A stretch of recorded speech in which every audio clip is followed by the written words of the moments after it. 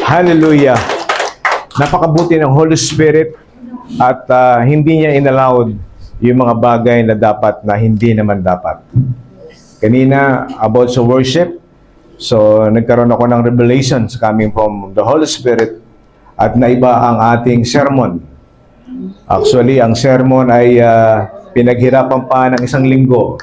But that is not the right na word na dapat nating marinig. Merong importante na dapat nating malaman at matutunan. At ang dapat na matutunan at malaman kung paano tayo mamuhay sa kaharian ng Lord. So how to live na bless sa kaharian ng God. Amen. Kaya sabihin natin na malakas, kingdom priority. Kapag sinabing kingdom priority, so walang ibang mga bagay na dapat hanapin kundi ang kanyang kaharian. Sabihin mo sa katabi mo, i-priority mo ang Lord. Huwag kung sino-sino. Amen. So ngayon, pag-uusapan natin one by one at point to point yung mga bagay na dapat nating matutunan. I know that is the word ay palagi na ninyo naririnig. But itong word na ito ay napaka-importante sa lahat. Dahil itong word na ito, these words, ay nagpapalakas sa lahat ng mga mananampalataya. Amen.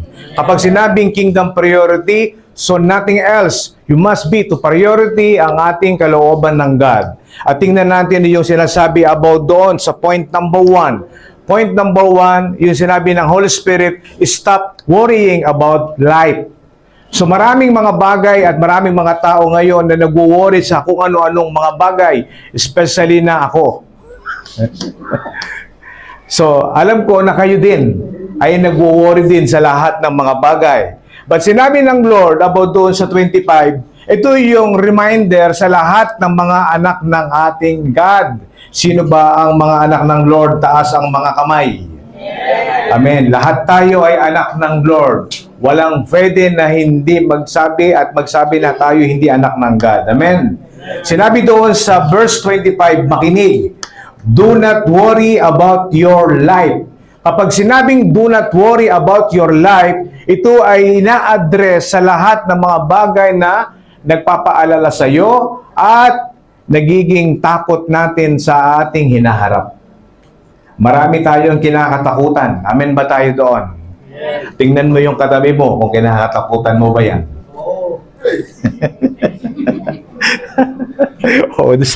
Oo daw doon sa likod. So, kung merong hari, merong reyna. Napanood ko tuloy yung doon sa AI na kinumpose. Sino raw ang king? Ang king daw sa aming tahanan ay ang aking daddy. Siya yung sinabing hari, pero meron pang mas powerful daw sa hari, yung queen. Kaya kinakatakutan daw yung queen. Amen. So sinabi ng word sa Tagalog, huwag kayong mag-alala tungkol sa inyong buhay. Kapag sinabing life, maraming ibig sabihin ang kahulugan ng life. So life ay binubuo ng mga bagay na kung ano-ano. Especially kapag ikaw ay mananampalataya, so dapat hindi ka nag-worried. Kung ikaw ay mananampalataya, so dapat ikaw ay palaging merong joy. Joy and peace. Kaya, pwede bang sabihin mo sa katabi mo at sa likod mo, peace be with you, brother. Yung kapayapaan niyan ay napaka-importante na dapat meron tayo. Kapag merong peace, so ibig sabihin walang worried. Tama, mali? Kapag ka merong kapayapaan, so hindi ka dapat mangamba sa mga bagay na pinagdadaanan mo. So ako na naman yun. Salamat, Holy Spirit. That message is for me. In 1 Peter chapter 5 verse 7, ganito yung sinabi about John. Cast all your anxiety on Him because He cares for you. Tingnan niyo yung word ng courage. Kapag sinabing ibigay natin ang lahat ng mga worried and fear, so ibig sabihin may plano ang Lord na mas maganda para sa iyo. Amen. Kaya ang hirap lumakad kapag ikaw ay may worried. Ang hirap mamuhay kapag ikaw ay natatakot. Ang hirap mabuhay kapag lalo ang relasyon sa Diyos ay wala. Amen. So lahat tayo ay mayroong magandang relasyon sa Diyos. At dapat nakikita yun sa ating pamumuhay. Sa Tagalog, sinabi niya, ibigay ninyo ang lahat ng inyong kabalisaan sapagkat kayo ay aking mga anak at kanyang inaalagaan. On verse 25 na yan, kung mapapansin ninyo, meron agad na binibigay ang ating Aba na dalawang word. Ang word noon yung sinasabing pag-be-prepared at yung sinabi doon sa courage. Kasi doon sa following verse, pag tayo tumuntong sa verse 26, malalaman natin kung ano yung dahilan kung bakit sinabi niya yung point number 1 na stop worrying about life. Kung i-apply natin ito sa ating physical na pamumuhay, maraming mga bagay na nagpo-produce ng worrying sa ating life. Amen. At kayo na lang ang nakakaalam noon kung ano yung kinakatakutan ninyo, so dapat itigil mo na yan, yung kadramahan natin. Amen. Sabihin mo sa katabi mo, huwag kang madrama. Give your worries to God, and He will give you His peace. Hallelujah. Alam niyo, minsan, nagiging action star ako minsan. At minsan din, nagiging madrama din ako minsan. Ang kadramahan sa Holy Spirit ay napakaganda. Alam ba ninyo yung para kang bata na nagsusumbong sa iyong daddy? Naranasan ninyo yun? Yung pagka ikaw ay nagsusumbong at, Lord, ito, sabunutan mo yan. yung bang presence at yung nagkakaroon ka ng kalakasan kapag binibigay mo yung mga bagay na problema mo. Amen. At ang ating daddy ay anong ginagawa? Hinihimas ang likod mo at sinasabi niya, hayaan mo anak, pag nakita mo, gulbuhin mo. Joke. So hayaan mo anak at ako ang bahala doon. Amen. So napakabuti ng Lord dahil yung alam niya yung mga bagay na magpapadala ng mga bagay na hadlang kung hindi ka maniniwala at magmamahal ng tunay sa ating God. Kaya sinabi doon sa number 1, napaka-powerful message, stop worrying about life. Number 2, kingdom priority, kung merong stop worrying about life. So sinabi doon sa number 2, trust God's provision. So kapag nauna yung stop worrying, so pangalawa, siyempre, magtatrust ka doon sa sinasabing God's provision. Ang Lord hindi nagbibigay ng mga bagay na mali, kundi nagbibigay ang God ng mga bagay na nakakatutulong sa ating lahat. Physical, spiritual, o yung lahat ng problema na meron ka ngayon. Kapag sinabing trust God's provision, so alam mo na meron talagang nakalaan sa atin. At alam mo na hindi ka pahihindian ng ating Diyos Ama. Amen. Sinabi doon sa 26, ito na yung verse na sinasabi ko. Sinabi doon, look at the birds of the air. They do not sow or reap or store away in barns. And yet your heavenly Father feeds them. Sa Tagalog, ano yung sinabi sa Tagalog? Tingnan ninyo ang mga ibon sa himpapawid. Hindi sila naghahasik o nag-aani o nagtitipon ng kamalig, ngunit sila'y pinapakain ng iyong amang nasa langit. Tingnan nyo yung word.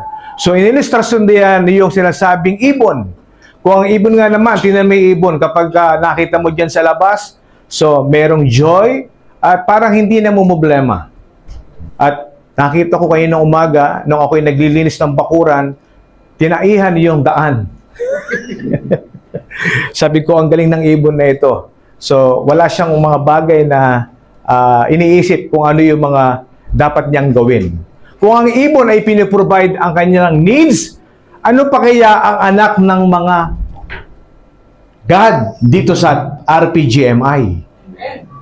Sabihin mo sa katabi mo, malapit na. It's very near. The blessings coming from Abba. Amen. Kaya, yung worrying about doon sa point number 1, so dapat stop worrying na. at mag-trust sa gagawin ng ating Lord. Amen. And 1 Peter, in Philippians chapter 4, verse 19, ganito yung supporting verse na sinabi about sa 26. And my God will meet all your needs according to rich and His glory. Kapag sinabing rich in all these things, so ibig sabihin, solve na yung problema mo. Remember in last month, nung last week, nang itinuturo ko about kung paano mo ma-receive ang blessing at sinurrender mo ang Lord sa Kanya. So ngayon, itatanungin ko ngayon, meron bang resulta na nangyari on the past week? Yung pinagpipray mo, sinagot ba o hindi? Amen. Parang aapat yung sinagot. No. Yes, amen. So, lahat ay sinagot ng Lord. Amen. Amen. At ang God ay palagi nagpapaalala, so, without Him, you are nothing.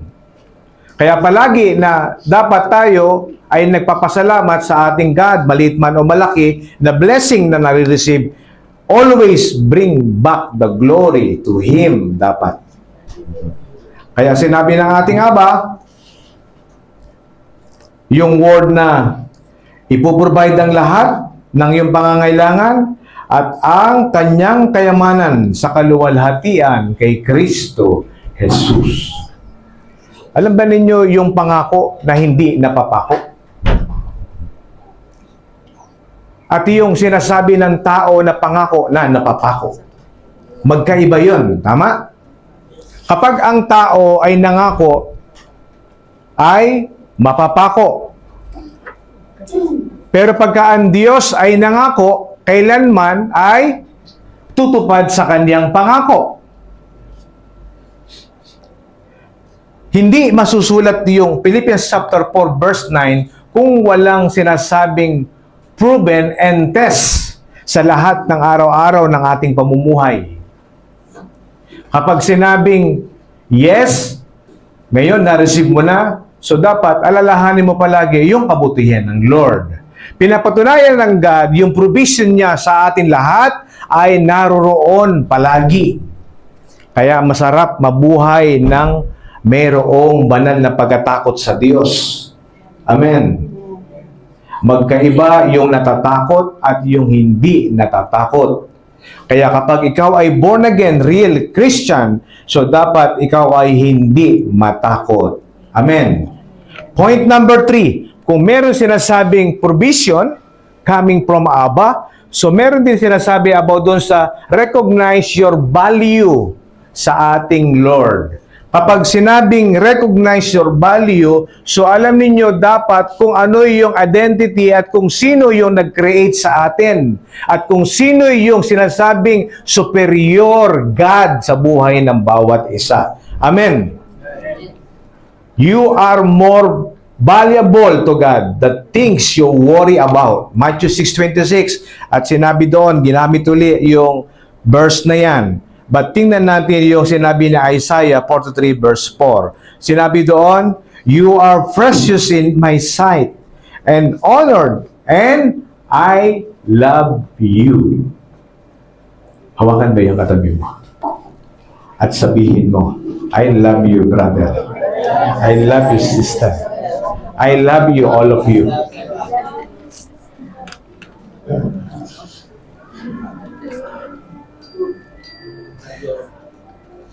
Nag-start ako ng 21 years old to surrender my life to Abba. At pinili ko yung mga bagay na kalooban niya to sacrifice everything. Kasi meron akong natagpuan na iba. At meron akong natagpuan na doon ko lang nakikita. But at the end, yung kaluwalhatian ng ating God ay napaka-sufficient sa buhay ng bawat isa. Nagawa na ba ninyong isakripisyo ang inyong buhay? Nagawa ninyong magmahal para mas madaling maunawaan?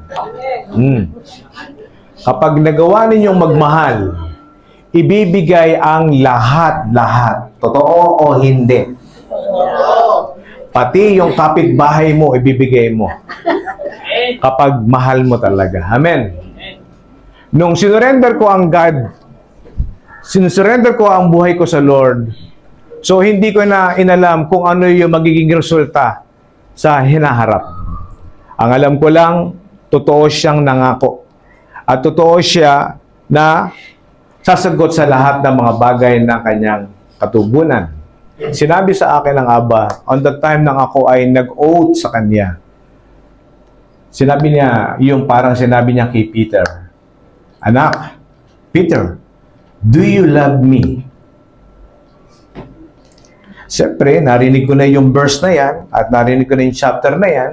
Sinabi ko naman yung another version, "I love you too much." And then, another word ulit, "Do you love me talaga, anak?" At sinabi ko sa Lord, susunod ako kahit anong mangyari. Kahit dumating mga pagsubok, masakit man o hindi, susunod pa rin ako sa iyo. Do you love me? At sinabi ko sa God, yung buhay ko ay inoffer ko na sa iyo. At hanggang sa ngayon,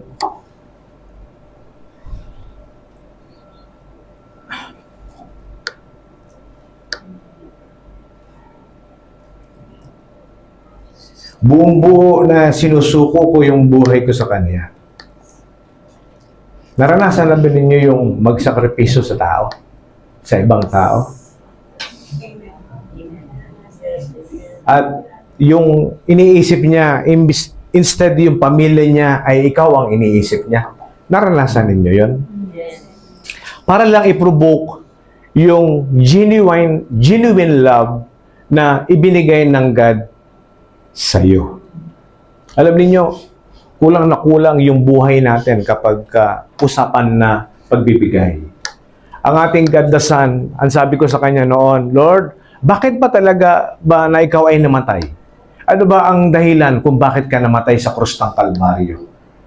Alam mo, isa lang ang dahilan na sinabi niya, "Nang dahil sa kasalanan mo, kaya ako ay namatay." At yung kapalit na yon ay walang sinumang tao ang pwedeng pumantay sa pagbigay ko ng buhay ko. Kaya sinabi ng word dito doon sa tatlo, at sa una, pangalawa, pangatlo, bakit ka worried? Bakit ka nag-aalala sa lahat ng mga bagay? Di ba, ibinigay ko na ang buhay ko sa iyo? At tinubos na kita sa lahat ng mga pagkakamali at kasalanan mo? So bakit ka pa nag-aalala? You must be, sabi niya, blessed ka at ikaw ay dapat mag-rejoice sa araw-araw na pamumuhay. Alam niyo, yung sadness at yung joy ay malaki ang pinagkaiba.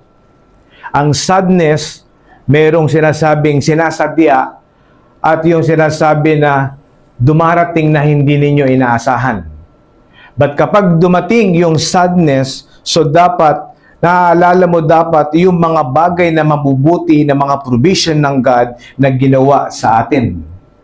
At kapag naalala ninyo yon, hindi ka kailanman maapektuhan ng mga problema at pagsubok. Amen. Kaya palaging i-recognize ng mga anak ng God yung kabutihan ng ating Lord. So, ngayon, kahit ba hilingin yung anak mo, kaya mo bang ibigay? Kaya sinabi na nga ba, "Do you love me?" Ano ang sagot ng lahat?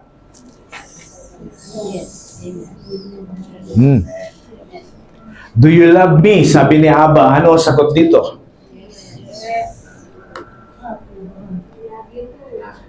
"I love you, Lord. And I love you, all of you." Pag merong sinabing recognize at pinahahalagahan ninyo yung mga bagay na binibigay ng Lord sa atin, so never tayong mag-quit at never tayong huminto. Amen. Ang quit ay para lang saan? Sa mga talunan at sa mga duwag. Sabihin mo ulit sa katabi mo, huwag kang duwag. Hindi ka talunan. kundi ikaw ay mananagumpay. Amen!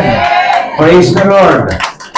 So yung word na binibigay ng God sa atin ay walang pwede na makagawa nito sa sanlibutan, kundi ang ating Diyos lang ang pwedeng gumawa ng magmahal na walang kapalit at walang kapantay. Amen.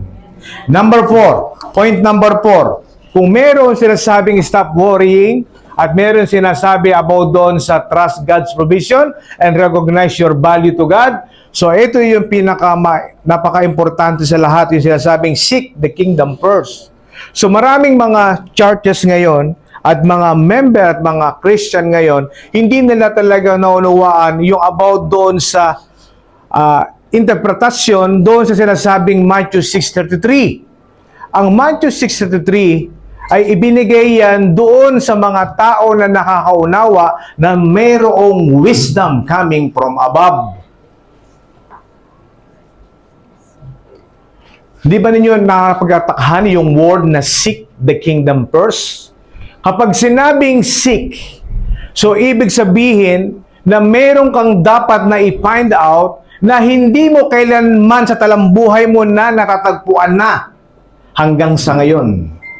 Meron ka bang mga bagay na question pa sa iyong buhay? O meron kang dapat na malaman na dapat nating maunawaan kung ano yung sinasabi ng chapter ng Matthew 6:33. Ang ibig sabihin ng Matthew 6:33, ito ay priority na ibinigay sa lahat. Na meron kang dapat na i-priority na dapat na hanapin, nothing else.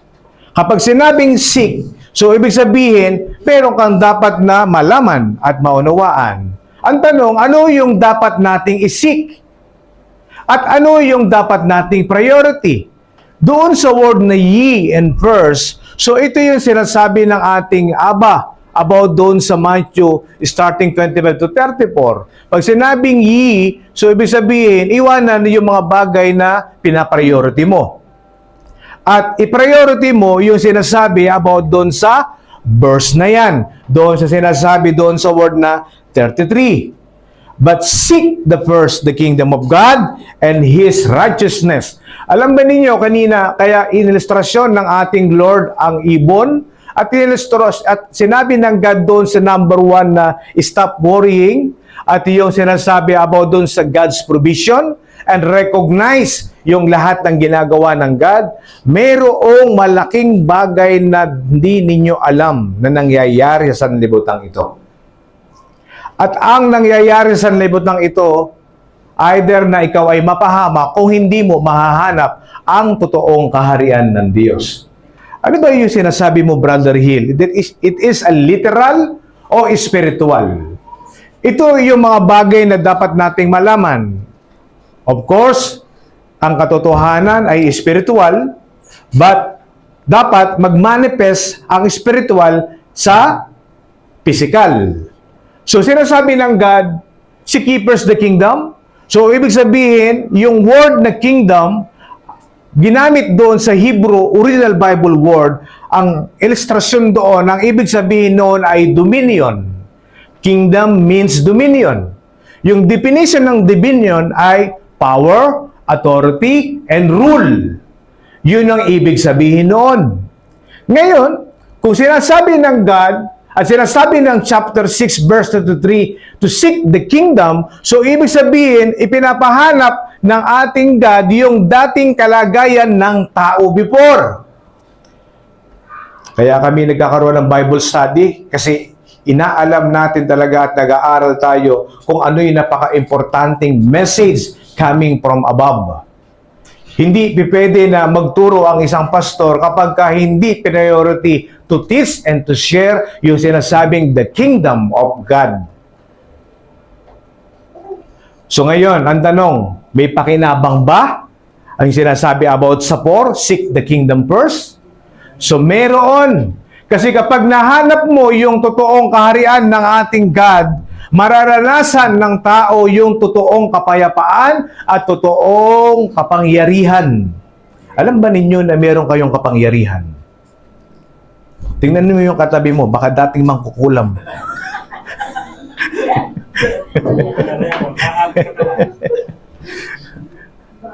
Kasi kapangyarihan na yung pinag-uusapan, no? So doon sa word na kingdom, in Genesis chapter 1 verse 26, before na kinreate ng God yung foundation of earth, ibinigay yung sinasabing power and rule sa kanyang nilikha kay Adam at kay Eve. At sinabi ng ating Lord at ng Aba, sabing ganoon, let us make man in our image and our likeness, and let have dominion. Yung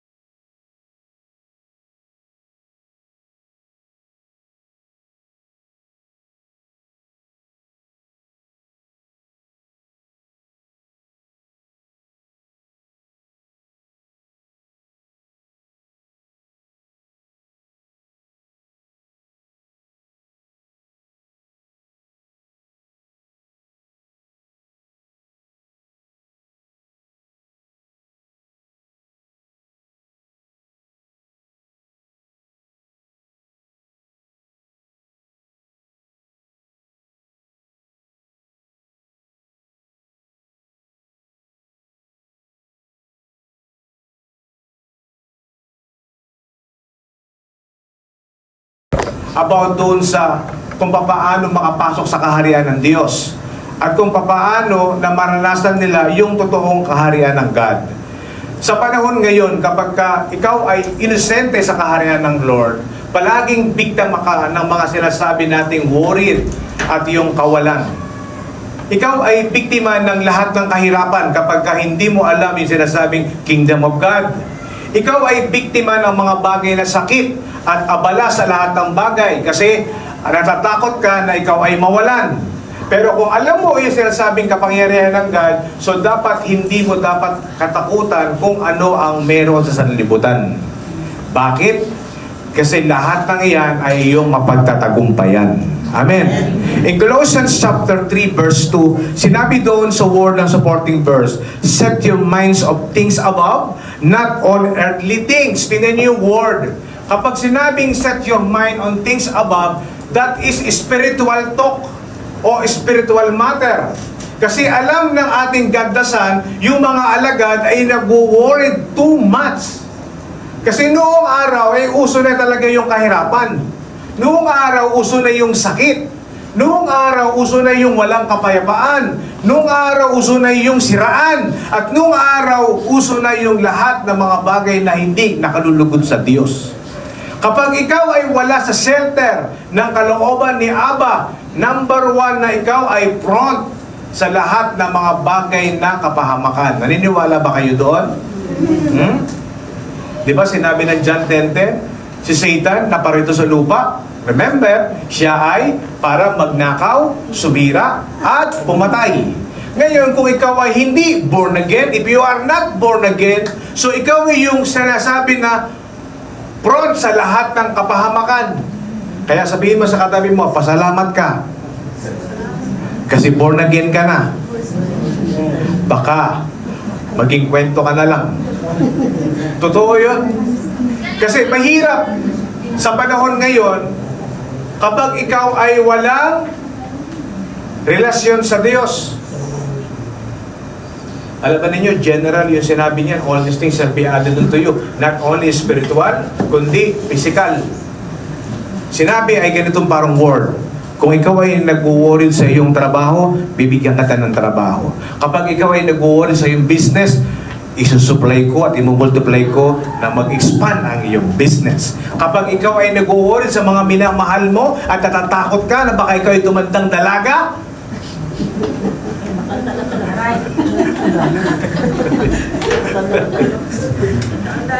May nakalaan na talagang napaka-grabe sa iyo, kapatid. Kaya nga sabi ko nga sa kapatid ko, sagot ko isang baboy na malaki. Mamaya. Amen. Kapag ikaw ay wala sa center of yung sinasabing the kingdom of God, always na naroon ka palagi sa pag-aalala sa buhay. Naranasan ko na yan. Alam niyo, born again ako that before. Kaya lang, hindi ko alam yung ibig sabihin ng kingdom.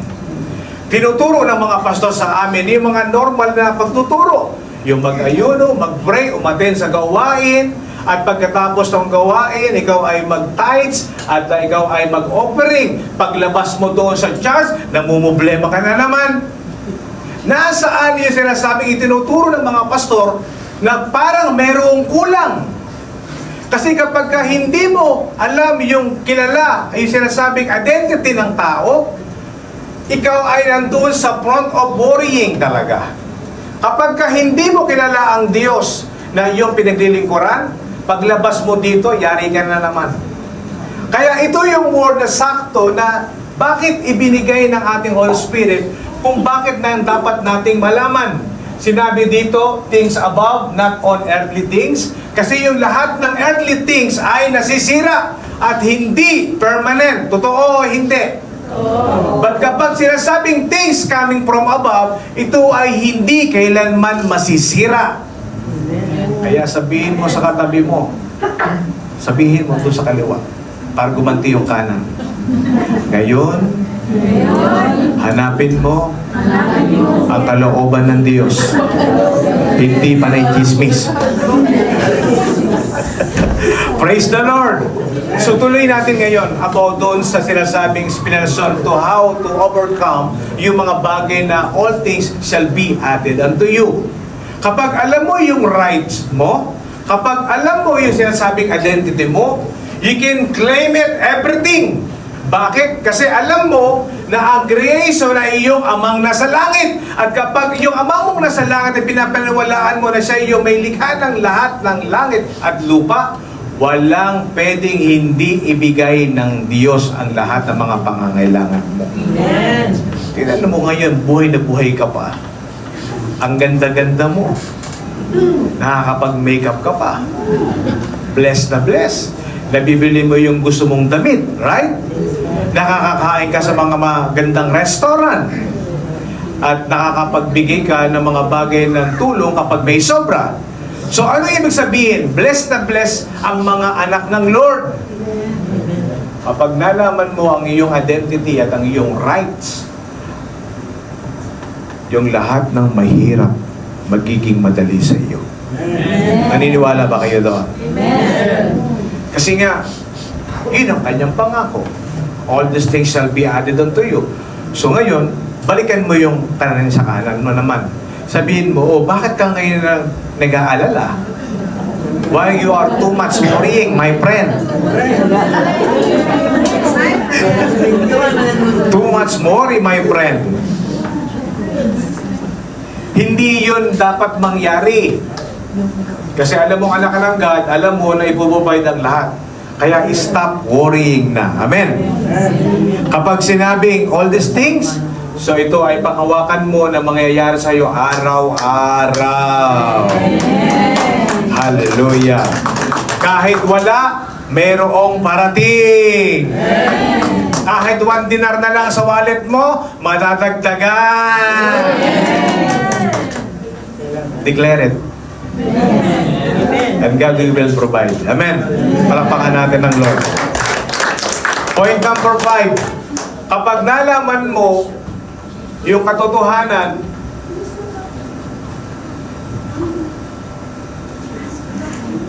at yung sinasabing sikreto para mamuhay dyan sa libutan na ito, so hindi mo kailanman pupulumahin yung pera. Alam ko na ang number 1 na pangunahin ng tao ay pera. Totoo o hindi? Totoo. Sabihin mo ulit sa katabi mo, may pera ka ba? Kapag ikaw ay walang pera, mapipulos, mapipayda. Right, my friend? Kapag ikaw ay walang pera, hindi mo naunawaan yung kaharian ng Lord. Yes. Amen.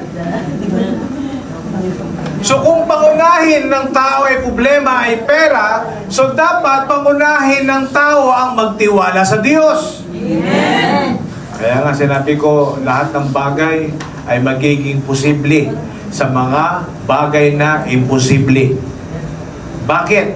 Kasi nagtatrust ka na sa ating Lord. Amen? Trust God with tomorrow. Alam mo, ang hirap mag-trust kapag ang problema ay kaharap mo. Totoo o hindi? Pag sinabi ng pastor, mag-pray ka lang. Ibigay mo sa Lord lahat yan. At sasagot ang God. Lord, pinipray ko po na magkapera po ako. Sinasabi ng pastor, trust to our God. Ikaw naman, Lord, isinusuko ko na sa iyo. Kailangan ko ng pambayad ko. Ang pastor uli nagsabi, trust! At pagkatapos ng charge, paglabas mo dito, hindi na yung sinasabing trust, kundi worry na. No. Totoo hindi. Lalo kapag nandyan na yung si Bill, si Billy Boy, at si Duet, si Jewit, o si Judith. Ang hirap i-handle kapag wala kang laman sa bulsa. Amen. Kaya inuulit ko, sino ang mga walang pera dito? Taas ang kamay.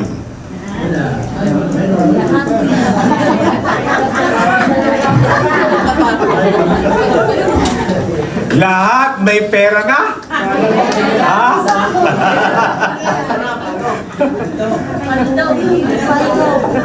Praise God. Sinabi doon sa statement, God give grace for today and strength for tomorrow. Tingnan mo yung word. Kung nangihina ka ngayon, ang Lord ang magpapalakas sa iyo. At doon sa sinasabing kinabukasan na pambayad mo, isusupply ng Lord yan kasi siya ay tapat sa kanyang pangako. Alam ba ninyo, kapag ang isip nyo ay puno-puno ng positibo, lahat mangyayari. Yes. Kahit yung kagalit mo, hihipuin ng Diyos yun para kayo ay magkasundo uli. Amen? Basta't willing ka makipag-reconcile, wala namang problema doon. Ang mahalaga, yung naunawaan mo kung sino yung sinasabi mong Diyos na sinasamba mo. Amen?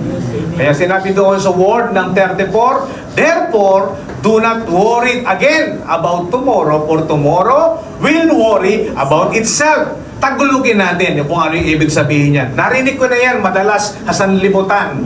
At palagi na ginagamit pala yung quote na yan, biblical pala. Kaya sinabi ay ganito, huwag mong problemahin ang problema mo. Sa Tagalog. So bakit hindi ka problemahin? Hayaan mo problema ang problema mo sa problema mo. Hayaan mo ang problema ang problema. Hayaan mo problema ang problema. Kaya sinabi ng word dito biblically, sabi doon, about tomorrow, for tomorrow will worry about itself. Tingnan ninyo, ang problema nagbibigay, ngayon, ang problema rin ang sasagot sa problema. Parang ganito lang yan. Kapag problema ay pera, ang kasagutan ay pera. Tama.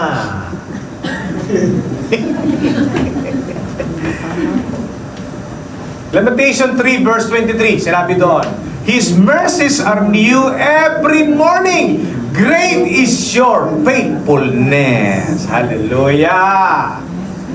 Ang mercy ng ating Lord palagi, always, na nakalaan sa mga anak ng Lord. Amen? Amen. Somebody shout hallelujah sa mga anak ng God. Hallelujah! So from today, tandaan ninyo, kung merong mercy na akala mo ay wala ng hope sa mga problema mo, kung meron ka pang problema ngayon, so ang God ang magbibigay na ng solusyon sa problema mo.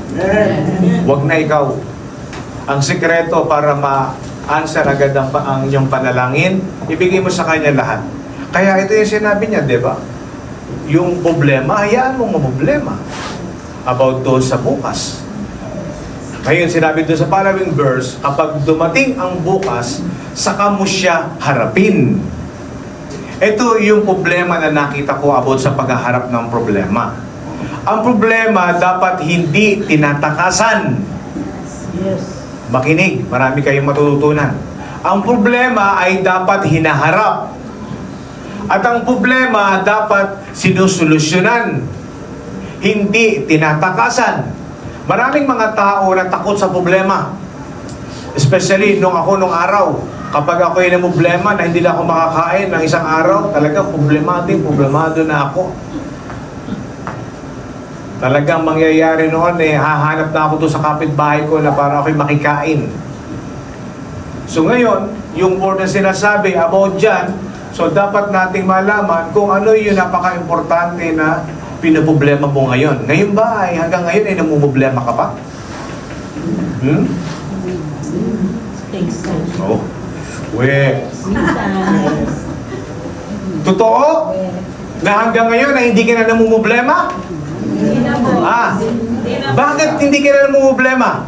Dahil meron kang taas dito ang may pera na ngayon.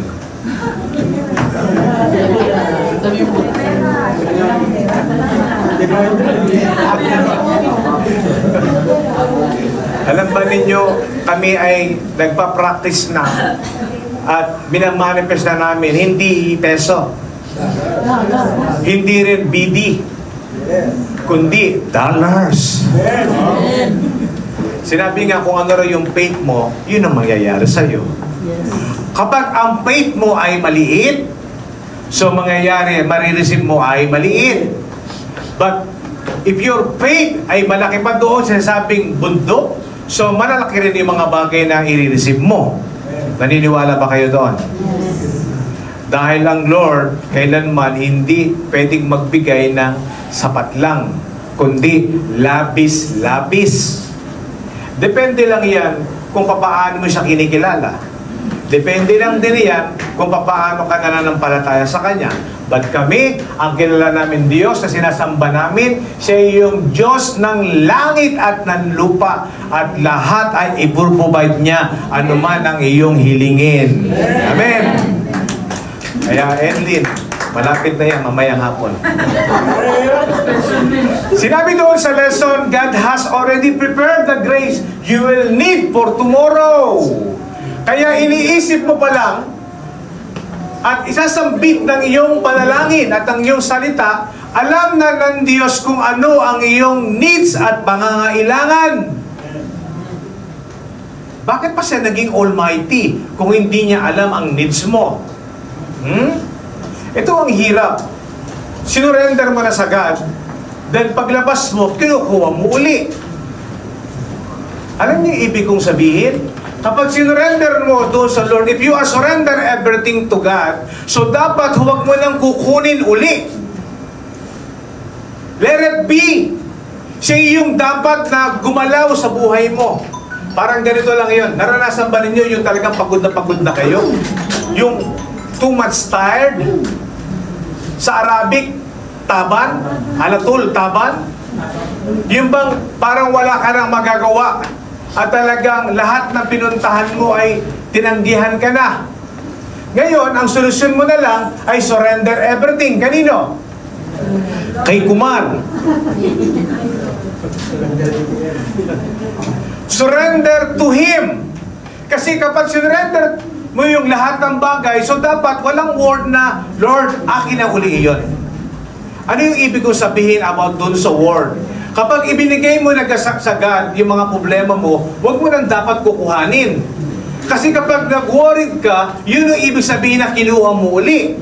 Ngayon, kapag ikaw ay natakot, if you are feeling na ikaw ay talagang wala nang tutulong sa'yo, yung fear word na nakalagay doon, ibig sabihin nun, kinukuha mo uli yung sinurrender mo before. Alam mo yung ibig sabihin ng manhid? Alam niyo ibig sabihin ng manhid? Yes. Kahit ano sabihin sa iyo, wala kang pakiramdam. Kahit ano yung mga bagay na ibato sa iyo, ikaw pa rin ay merong joy and peace. Parang ganun lang. Kasi you already surrender to Him. At sinasabi mo, Lord, ikaw na bahala sa Kanya. Kaya ang God, bibigyan Kanya ng tunay na kapayapaan na nagmumula sa Kanya. Amen. Trust God with tomorrow. Kapag sinabing with tomorrow, alam ng Diyos sa bukas na may mga bagay na gagawin si Satanas na para ikaw ay pabagsakin at ikaw ay panghinain. Kaya sinabi ng Aba, advance agad yung word na sinasabing, trust God tomorrow. Kasi alam niya yung mga bagay na papakulan ni Satanas para ikaw ay pabagsakin. Nakuha niyo yung words? Nakuha niyo yung message? Pwede niyo sabihin na trust today. Bakit tomorrow? Kasi iba ang mangyayari bukas. Walang nakakaalam. Meron ba dito na alam yung mangyayari bukas sa buhay mo? Taas ang kamay. Sino ang nakakaalam lang? Kundi ang ating God. Kaya ina-advance ng God yung pagtatrust mo sa Kanya. Kasi baka mamaya, pag nandun ka na sa mga bagay na problema, nawala na yung trust, natalo ka na ng fear. Alam niyo, napakabuti ng God kasi ayaw ng Lord na magsabi at maramdaman mo na ikaw ay takot na takot. Kasi ang mga tao natatakot, walang Diyos yun para sa akin. Pero kapag ikaw ay may Diyos, so wala kang dapat katakutan. Di bali na ako ay hindi kumain ng 1 or 2 or 3. Nagda-diet naman ako. May dahilan ka para mag-diet. At hindi yun halata. Ano asawa, ano? Alam mo, may tao talaga na hindi talaga kayang mag-diet. Ang hirap talaga kapag usapang diet, mag-aaway kayo. Ikaw na lang. Kapag sinabing diet. Amen. Praise God.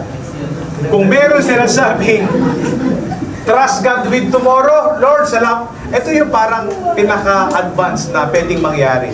Alam ba ninyo yung pagka ikaw ay natutulog? Yung natutulog na meron kang kapayapaan. Naranasan ba ninyo yun? Yes.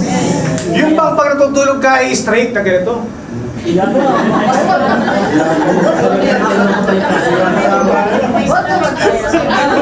Bakit mayroong peace yun kapag nakaganon. May kapayapaan. Yung bang hindi ka mahirap ba yung matulog yung kakaliwa, then kakanan, then sasandal sa pader, tataas ang paa. So, ibig sabihin, mayroong peace o mayroong stress? Stress. O, saan ang gusto? Yung nakaganito?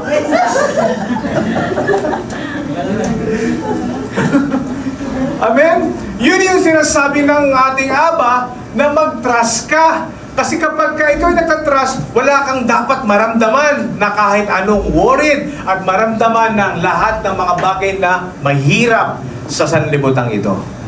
Di ba sinabi ng ating Lord, yung lahat ng nahihirapan ng lubha, lumapit sa akin at akin kayong pagpapahingahin.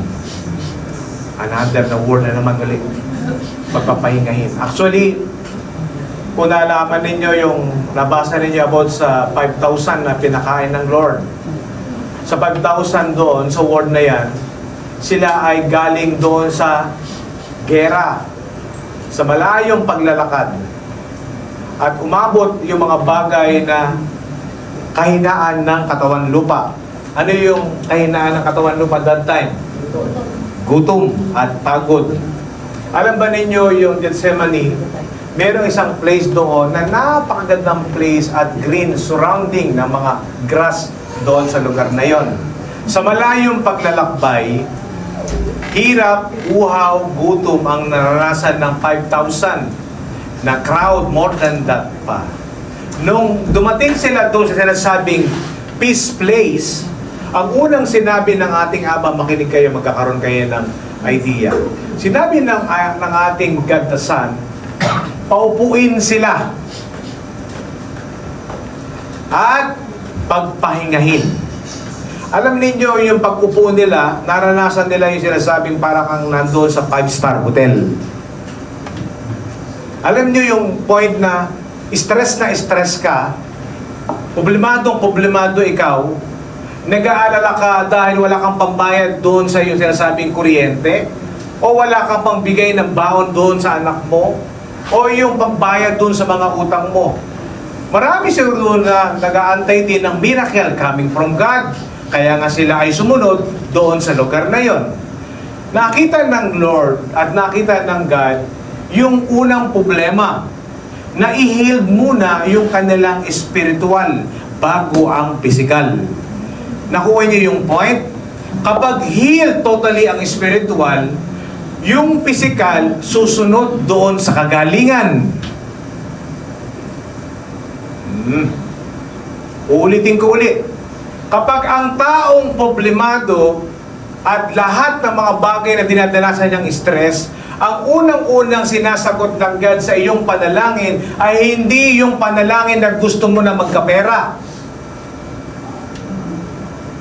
At yung panalangin na gusto mo na sagot, hindi sasagot doon ng Lord.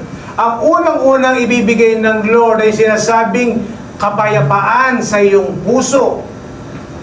Kaya nung sila ay pinaupo doon sa green grass na yon, naranasan nila yung sinasabing para silang nakaupo doon sa sinasabing pinakamahal na hotel sa balat ng lupa.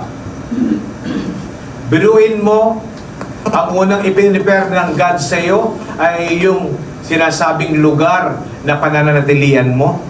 Kapag meron kang comfortable na upuan at lugar na mahangin at maganda sa paligid, anong unang mararamdaman ng iyong physical place? Sagot. Meron bang relaxing o wala? Kasi alam ng ating God na sila talaga ay punong-puno na ng mga bagay na kabigatan. Kaya sinabi ng Lord, mag-relax ka muna. Parang ganito lang yun. Alam mo, sobra na yung pag-iisip mo sa problema mo. Alam mo, hindi na nakakatulong yan sa health. Alam mo, hindi ka na natutulog. Matulog ka naman. Huwag mong isipin yun. Hayaan mo maproblema siya. Pastor, ako po yun ang problema. Sinabi ng God, hayaan mo maproblema siya. After na nakaupo, yung mga 5,000 crowd na naroon sa damuhan na yan. Unang-una ang mga apostol ang nag-worried. Kasi kadugtong yan ng Matthew 6:33. At sinabi, Lord, Master, pauwiin na natin yung mga 5,000 katao na iyan. At dahan-dahang para sa akin lang lumingon ang ating katasan kay Peter. Bakit mo pauwiin?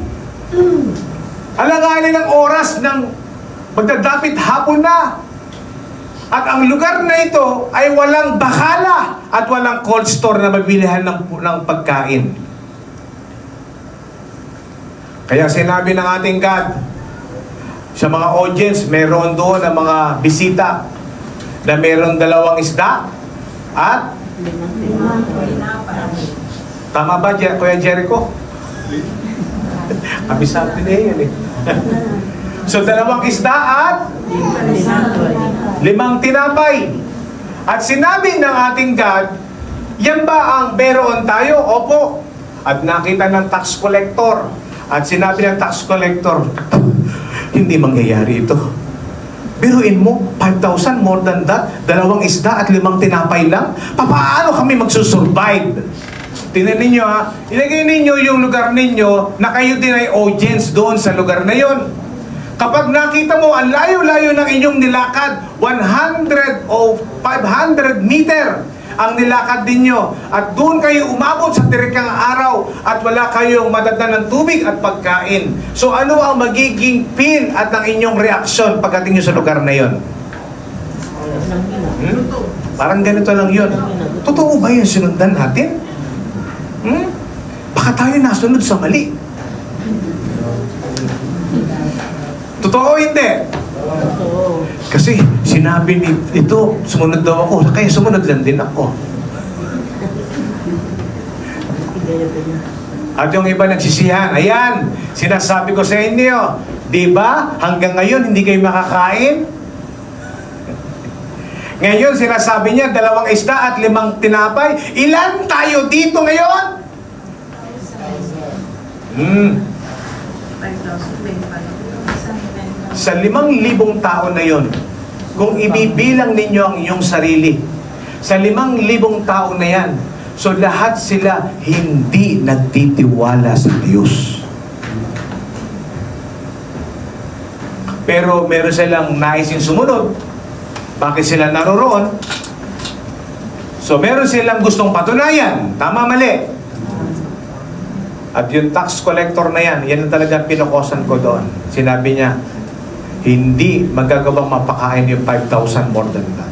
At sinabi ng Kaddasan, akin na ang 2 pisang 5 bread at pinasalamatan ng ating Kaddasan sa langit kung ano ang meron. Makinig ang word.